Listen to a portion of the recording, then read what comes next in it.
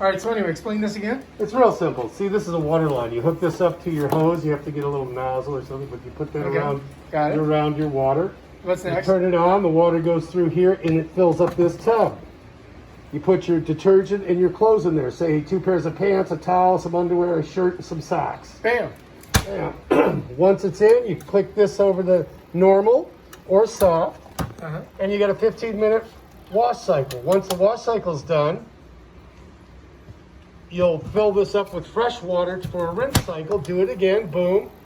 Here's where you drain it in between each cycle. And then when that's done, you stick it in the spinner. Turn the spinner on for 5 seconds and hang it on the line. All right, so you just got to stick this either in your toilet or in your somewhere where you can just flush out. Yeah, in your shower.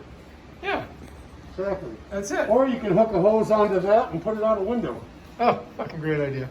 Yeah, And it's electric. that's electric. It's a Cool. yachty thing. And what's it called? It's called a It's called the costway. costway wash your clothes thing. And that is the cheapest way to do it.